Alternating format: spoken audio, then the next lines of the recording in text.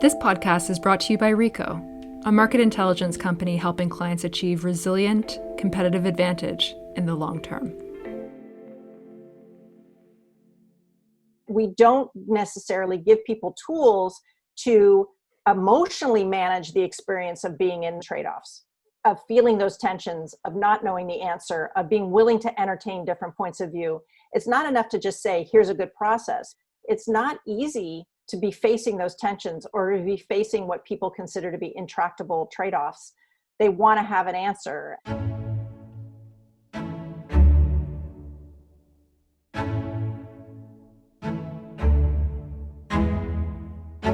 Welcome to the Future in Sound podcast. I'm your host, Jen Wilson.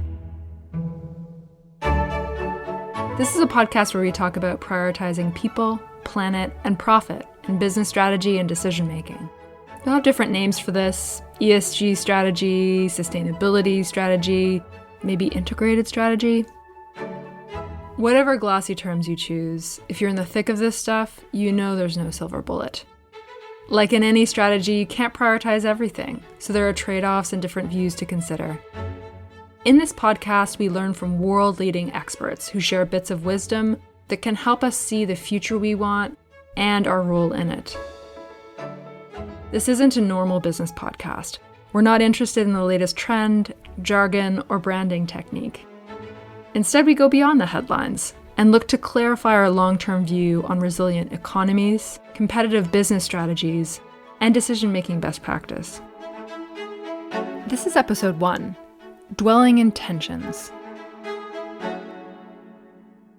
Quick story.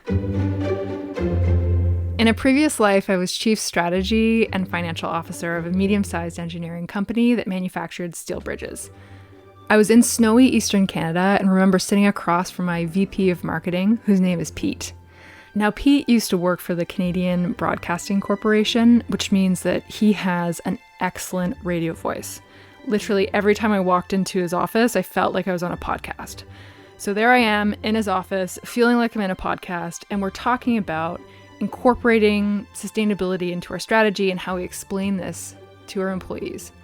And I kept sharing ideas, and he kept saying to me, "Jen, this message is still way too confusing. We need to simplify our story and make it relatable to our people, from the shop floor to our executive offices."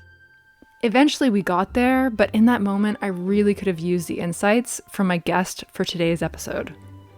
At the beginning of the summer, I was delighted to be speaking with Professor Sarah Kaplan, who is one of the world's leading business strategy professors. Her recent book, The 360-Degree Corporation, helps leaders take existing tools used in innovation and apply them to serve stakeholders. In this conversation, we talk a lot about stakeholders, so I should probably define what we mean. We're talking about employees, customers, suppliers, shareholders, wider society, and of course the environment. Thinking back to my conversation with Pete, I think Sarah's idea of applying innovation to sustainability would have been really clarifying to our employees. In this in-depth interview, Sarah and I talk about a longer-term innovation mindset applied to sustainability, using diverse views of stakeholders to improve decision-making, dwelling in tensions between stakeholders when there's no clear win-win solution, and much more.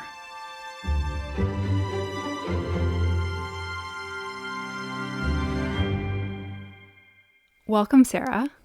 Thanks for having me. I look forward to the conversation. Sarah, you're from a rare breed who has experience in both the private sector as a management consultant with McKinsey and in academia, having done your PhD at MIT and then gone on to become a distinguished professor at the University of Toronto. I'm just curious, that's not a common trajectory. I'm wondering, what drew you back into research? So I knew I liked research, but I also knew that I wanted to go deeper than you can go when you're in a consulting firm that has to also generate revenue off of it. And I really appreciated the opportunity to do the kind of work you do as an academic, which is really dig in. Don't go for 80-20 solutions, but 100-0 is basically the rule in academia.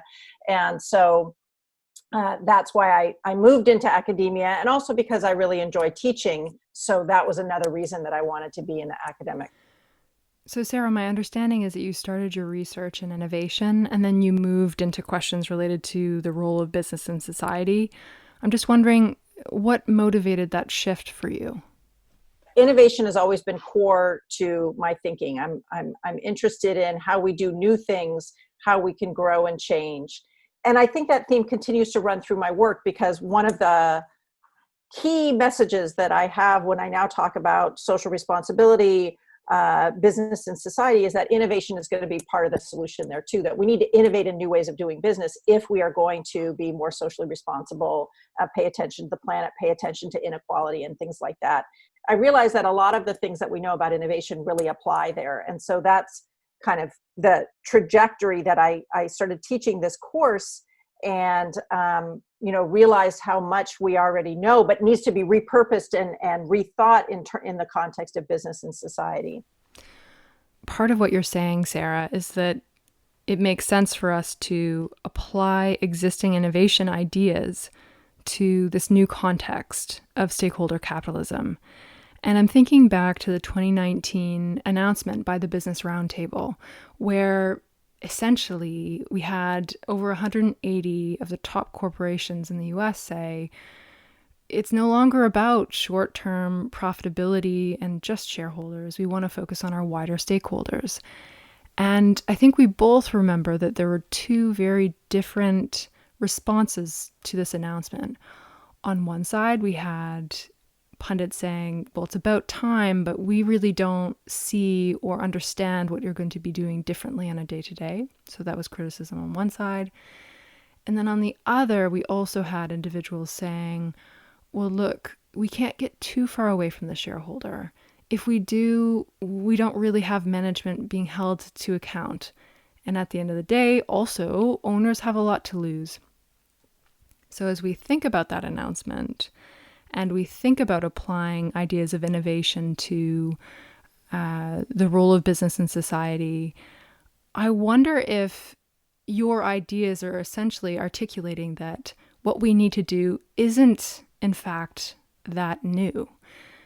That instead, essentially it's applying existing tools to a new problem. Yeah, that's an interesting question. So for sure, I wrote a lot about the Business Roundtable announcement. I was invited to do a kind of debate in the Financial Times. I have a piece in Fast Company that came out that's looking about what I call Build Back Better. So I've been writing and, kind of calling out these companies that signed on to that agreement and saying, well, what are you actually doing, for example, in the COVID crisis? So I think it's a very interesting moment that we're in, with the Business Roundtable and then the COVID crisis coming together to think about what is it going to look like coming out of this crisis. And I agree that the debate of, well, really the primary responsibility is just to the shareholder versus it's about time and companies should be paying attention to other stakeholders is part of what I think of as a false, not necessarily a false trade-off, because there are real trade-offs, but just positioning it as either or is maybe part of the challenge. And that, it might be better to say, look, that is a real tension, that trade-off. Not everything you do is going to be that shared value win-win that, many people have written about, that, has sort of an exciting idea, but hasn't really, again, advanced the conversation in corporations as far as you might like.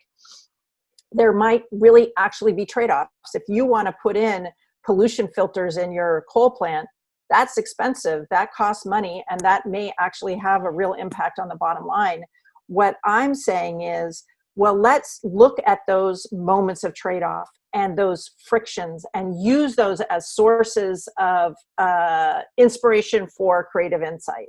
And so instead of either ignoring the trade-offs or pretending that you can create some fantastic win-win, thinking about them as fodder for innovation. And, it's so interesting when we talk about gender equality, often people say, oh, well, that's a nice thing to have as an add-on, or we'll make the human resources HR team work on it. When we talk about product innovation, we put our best and brightest people on the product innovation teams, because that's what's going to create the business and growth and all of that. why don't we, if we thought about environmental challenges or gender equality or other issues also as innovation challenges, also put our best and brightest on it and put resources behind it, we might actually come up with creative, wonderful, innovative solutions, just as we do when we're creating new products or services. And so what I have been trying to push is to say, look, you're not going to get the magical shared value and win-win, but you might, if you really were willing to look those trade-offs in the face and kind of dwell in those tensions that they create, and then invest in the kind of research and development and innovation that you put all, as you do in your products and services, you might actually come up with really innovative solutions. And there are examples out there. There's no company that's perfect, but there are examples out there of companies that have really done that. I'd like to come back to examples in just a second, but before we do, I'm really interested in whether time horizons come into this question. So for example, if we put our best and brightest onto this file in the short term, we're not necessarily going to see a payback this quarter or next quarter, but we will in the longer term, won't we? Right. Well, time horizon is definitely an important issue here. But, think about it. When you're a pharmaceutical firm and you're developing a new drug, you often have a 10 or 20-year time horizon as well, right? And that's a product development. So the fact that companies are willing to invest for very long periods of time to develop new products and services, but want immediate quick fixes for things like environment, gender equality, supply chain, and other things is a puzzle, because we exactly know in companies how to invest for the long term. We exactly know how to do this. And yet we don't take that model and apply it in some of these other areas. And so one of the pieces of advice that I give is that, often if you don't see the immediate fix on these things, that doesn't mean that you shouldn't invest in it, but you need to, as you suggest, change the time horizon in terms of thinking about what the quote payoff for that investment is going to be. Many, including Gillian Tett of the Financial Times, have written about how, off the back of the Business Roundtable announcement, now is a particularly good time to see if those signatories who said, yes, we agree that stakeholder capitalism is the way forward, whether they're both talking the talk and walking the walk. I'm wondering, Sarah, as you look across different signatories, what's your view? Are corporations who said they were very much in line with this new approach walking the walk? Yeah, it's interesting. There are many companies that are in some ways living up to their promises of, reducing senior executive salaries so that they don't have to put as many people on furlough, or repurposing their supply chains in order to be able to deliver PPE to healthcare providers. So we are seeing companies do this. Companies that have committed to not furloughing employees. There are many examples, not as necessarily transformational as I would have hoped. And there are companies that are signatories of that statement. Like, let's look at Amazon. It's one of the companies, I don't profile that, Amazon in my book, but I do teach my course on Amazon from time to time. And, Jeff Bezos is a signatory to the Business Roundtable statement. And yet, right at the same time as that, we see Amazon workers staging walkouts because they don't feel safe in their working conditions. Now, Jeff Bezos is saying that they're spending $4 billion or something like that on increased safety, but the workers are not feeling the impact of that. Its Whole Foods division, originally said that workers who were affected by COVID should, use sick leave time from their coworkers who are supposed to donate sick time to their fellow workers. These are not things that we can consider to be consistent with signing the Business Roundtable statement. So, you might say that there's some purpose washing going on, the way we say pink washing, green washing, and now the term purpose washing going on with some of the actions that companies are taking. And so I haven't really seen a company that has yet used this as a transformational opportunity to really rethink how they operate. Now, if we were to see that these CEOs were permanently giving up their salary increases and things like that, and redistributing that money to lower wage workers.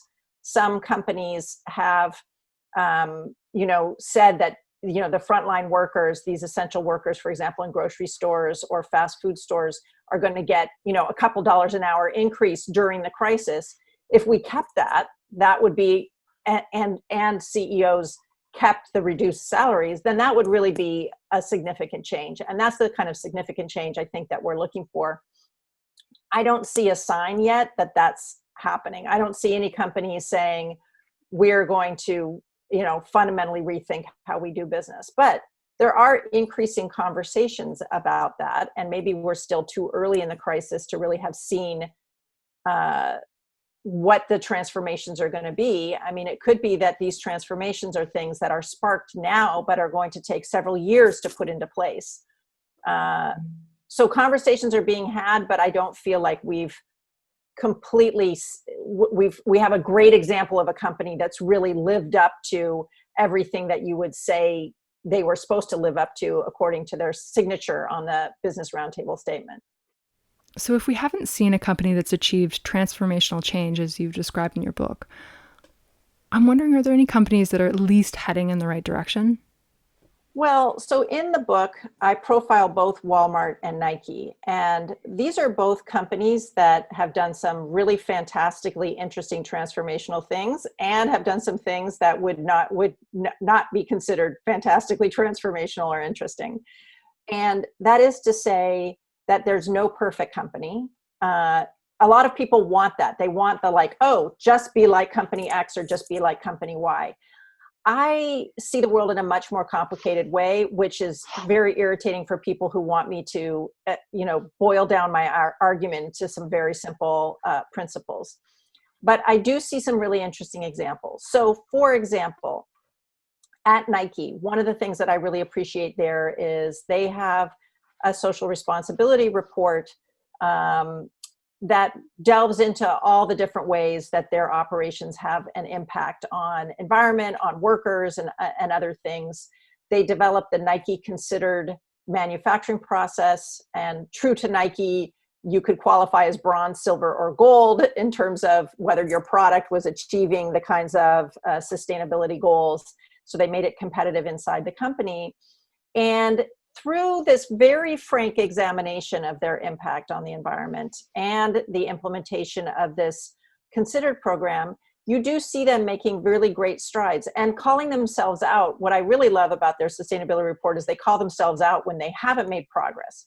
So, for example, you might want to use more cotton because it's a natural fiber, but cotton historically has the way it's grown creates a lot of environmental constraints. Also, cotton is heavier than nylon, so when you're shipping it across the ocean, that creates more pollution for shipping. But they call all of those issues out, and then they try to work on them. And I really admire that. One, because of the outcomes, but two, also just because of the process that they appear to be very frankly interrogating themselves and being willing to make mistakes. So one of the original Nike Considered shoes that used more sustainable materials, more sustainable manufacturing processes, less toxic glues, things like that, was a shoe that was not very attractive and was dubbed by many the Air Hobbit because it really didn't look like a Nike shoe at all.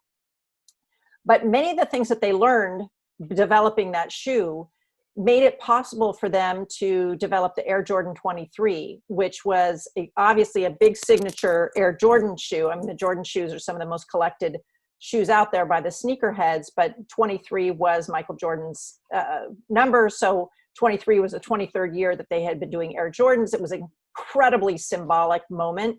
And they used the Nike Considered principles that they developed in this Air Hobbit shoe that obviously was not a big seller, to innovate in all sorts of ways, developing 3D stitching so that they didn't have to use toxic glues, and all sorts of different design features that allowed the shoe to be both a superstar on the Considered criteria and a gorgeous shoe that was high performance and met the Air Jordan standards. So what I admire about them is that they're willing to invest in the long term to innovate in all sorts of technologies and processes and procedures, and they're willing to hold themselves to account in their sustainability report in terms of where they've done well and where they haven't. So that's an example of not like, oh, here's this bright shiny object that's perfect for you to emulate, but a process that I think can be really useful. And I think the same thing could be said for a lot about what Walmart has done. Coming out of the Hurricane Katrina crisis, and maybe we could see COVID as an even more extreme example of what is the potential that companies might see coming from a crisis. But Walmart realized that they were actually able to get into some of the disaster areas faster than FEMA was, FEMA being the US Federal Emergency Management system. And they realized they had some really unique capabilities. And that was a turning point to say, can we shift how we do business, where they set goals like a zero waste, 100% renewable energy and things like that, came out of that turning point moment. And then those kind of really super high targets have led them to do a lot of transformation in how they do business all along the supply chain, driven in part by a leadership role. They have someone who's the chief sustainability officer and also the president of the Walmart Foundation who can drive that. That's these days Kathleen McLaughlin. And so I think these are two wonderful aspects of what these two companies do. Now, of course, if you were to do a news scan of either of these companies, you would find plenty of things to not like about what they do. But these are, within these companies, great examples of, I think, things that companies could emulate. The Katrina example for Walmart seems to be a disaster leading to innovation. And of course, nobody would have wished for the COVID pandemic. But I'm wondering if the silver lining of this crisis really is that there's an opportunity for innovation in the social and sustainability sphere. Yeah, what do you think? What I hope is that this terrible crisis, where we have so many people who have died, so many families who are suffering, so many people who are suffering economically, that suffering has been unequally distributed in this society, in the sense that certainly in the United States, it's people of color and people with fewer financial means who are suffering the most. That this becomes a signal moment for many companies to say, we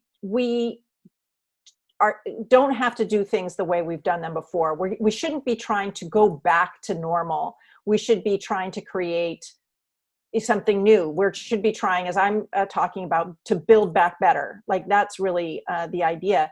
And, we are seeing things like companies that had resisted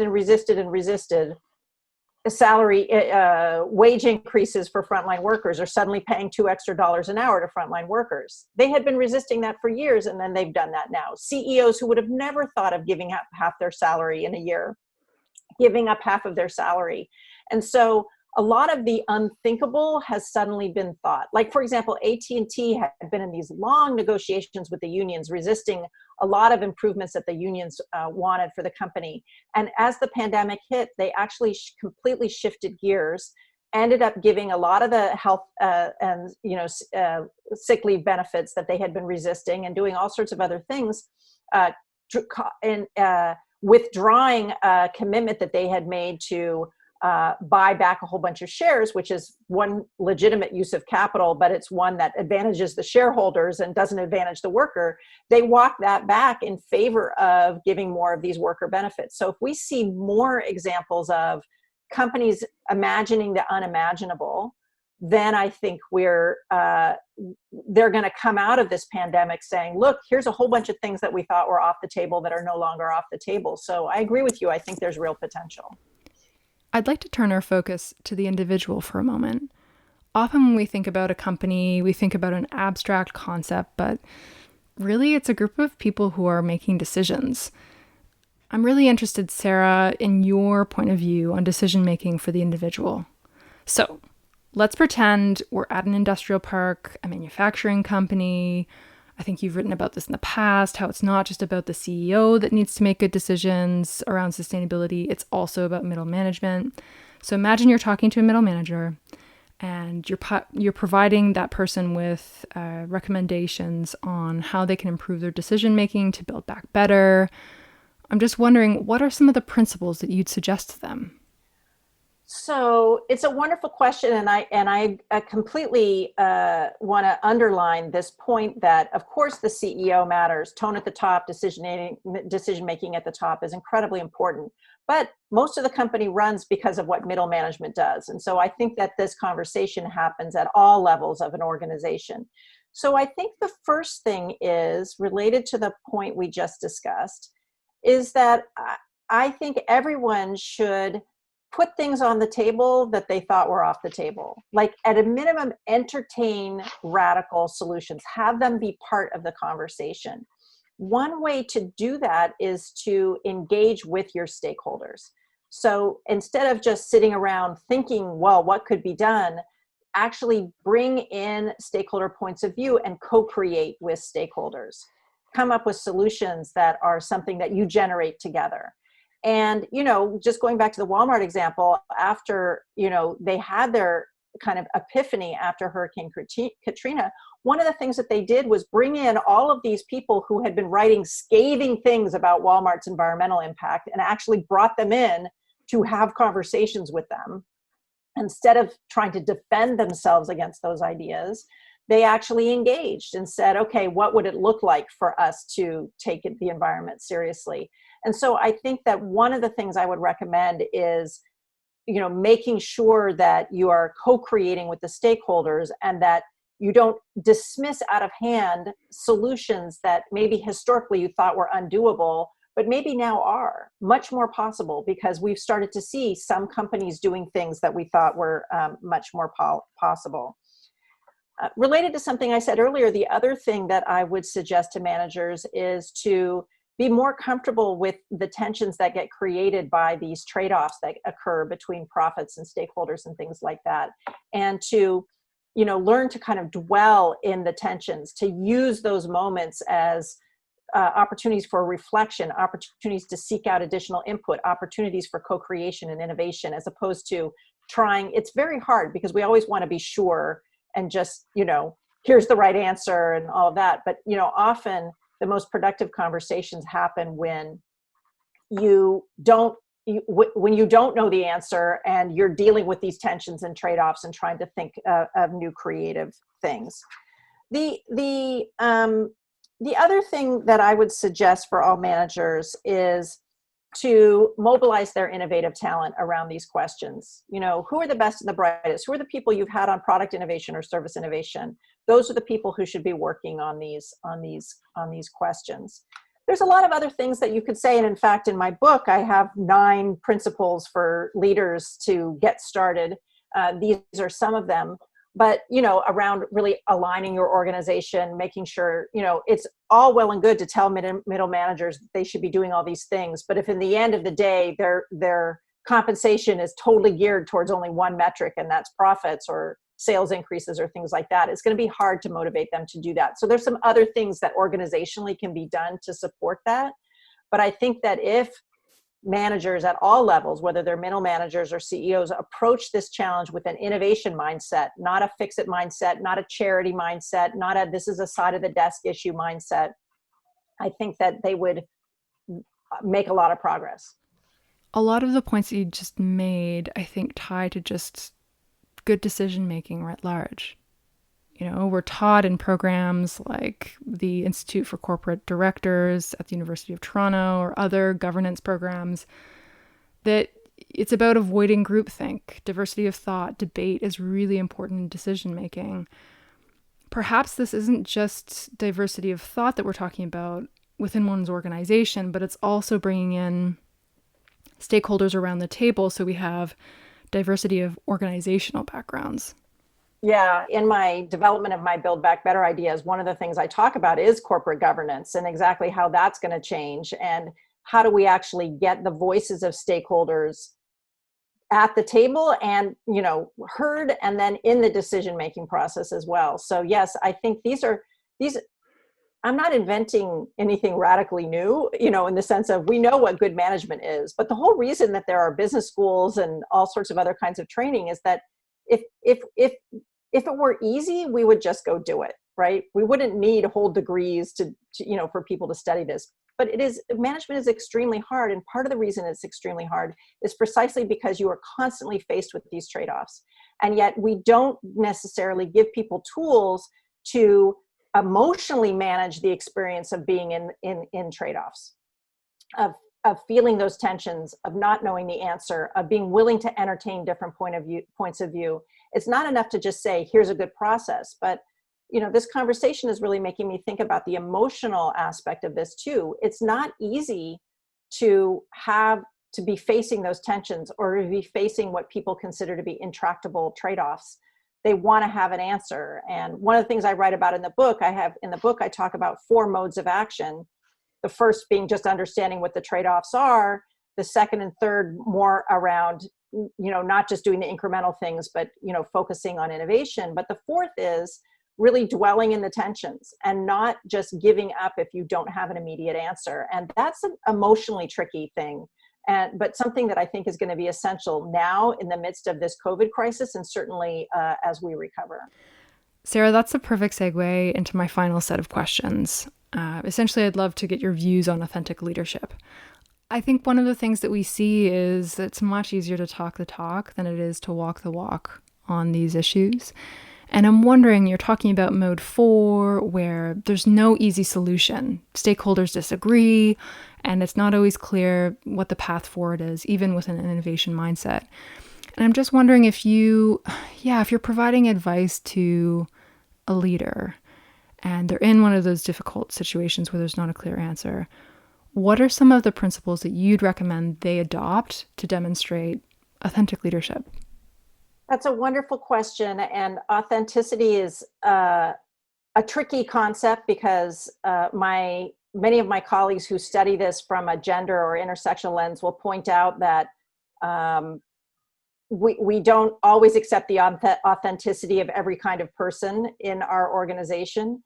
We have a model of what the authentic leader looks like, and it doesn't necessarily include, for example, a Black woman or somebody else who is not necessarily our dominant notion of the leader. So I want to be a little careful with the use of the term authentic leadership. At the same time, I think what your question raises is this issue about being able to be vulnerable, being able to admit that you don't have all the answers, that these trade-offs are difficult. And yet, when we think of a leader, we often think of that person who has the answers, right? Everyone looks to the leader for answers. And in fact, can be disoriented if their leader doesn't have the answers, right? It can be disorienting if your leader isn't giving you the guidance that you want. So leaders also face this difficulty of needing to provide enough structure and guidance to the team, to the whole organization, while at the same time, I think in these situations, being very open and willing to hear from others.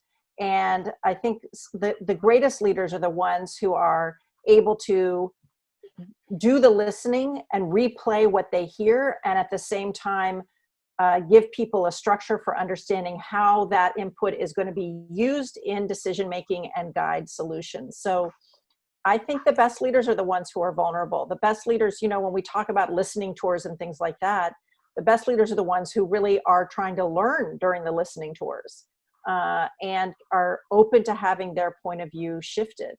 So I think the authentic leaders understand, the truly successful leaders understand that it's okay to show their vulnerabilities, to seek input, to show that they are willing to change their point of view, and at the same time are able to put that within a structure that creates enough guidance for the teams who are working in the organization to be able to continue moving and not feel paralyzed by the uncertainty that the organization is experiencing, and to explain that process to people. It's interesting when you spoke of the example where Nike not only talked about what was going really well related to their sustainability goals, they also talked about what wasn't going so well. It seems to me that that's a pretty vulnerable thing to do. And it also seems to me that vulnerability in business is part of what leads to trust. And I wonder, Sarah, this links into my final question for you. I'm wondering, as you look across the various different examples of businesses that are pursuing stakeholder capitalism, they're looking to build trust, I'm wondering if there are any examples that come across to you as being particularly authentic.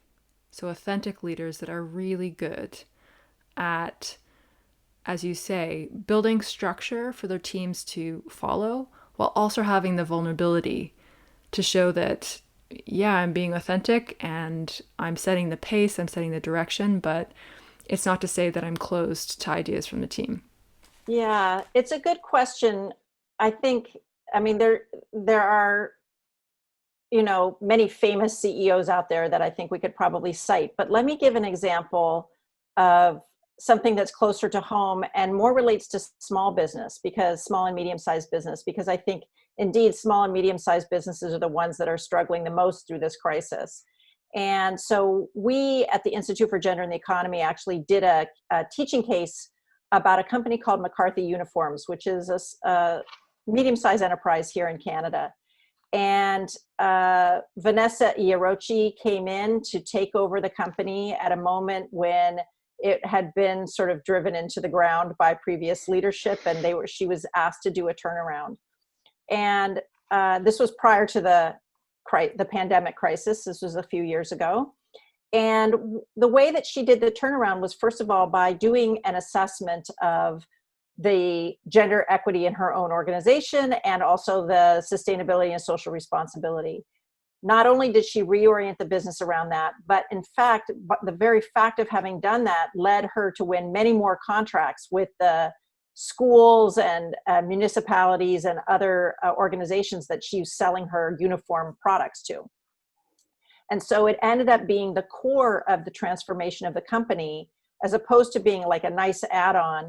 And when you go into a turnaround, you wouldn't think that the first thing you would focus on would be social responsibility. But in fact, that ended up being a core of how she actually led the turnaround. And she ended up doing the turnaround sort of way ahead of schedule. Of course, COVID has thrown everything off. Then when the COVID crisis came, of course, operations had to change. One of her big businesses is school uniforms. There's no school right now, so that's not happening. But the first thing that she did was she said, we are going to figure out a way to keep all of our employees. That was her first commitment. She said, EBITDA, the profits, that's out the window for now. I want to keep my employees employed. The second thing she did was say, look, one of the big problems is shortages of PPE, the personal protective equipment. We can't really manufacture that. We don't have the expertise, but we do have a supply chain that feeds into all of these different organizations like hospitals and municipalities that need PPE. So we're going to retool our entire supply chain to handle that. We're in the midst of the crisis. I don't know what's going to happen when we get out and how that business is going to fare. But when you have a company that is already completely oriented around social responsibility, hit the crisis, it's so obvious what to do.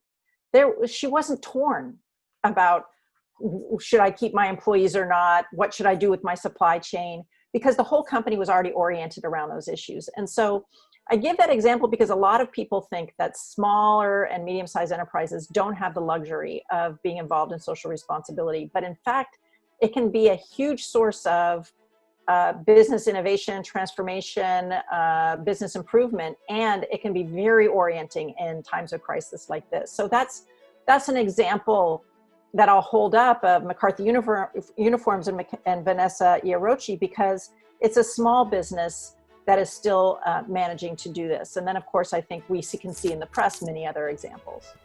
And also in this example, I think there's a certain level of nimbleness, which we often see in innovative companies, which I guess further underscores your point that there's a link between innovation and the 360-degree corporation. Sarah Kaplan, it's been an absolute pleasure speaking with you. Thanks for your time. Thanks so much. It was fun.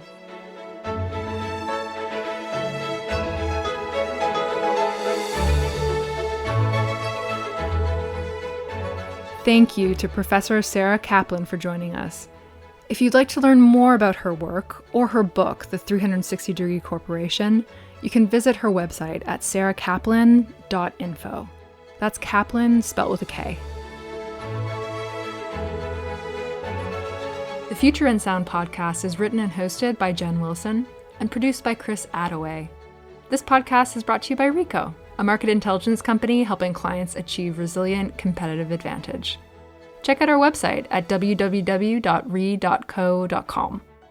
If you enjoyed this podcast, don't forget to tell a friend about it, and if you have a moment, rate us in your podcast app. Until next time, thanks for listening.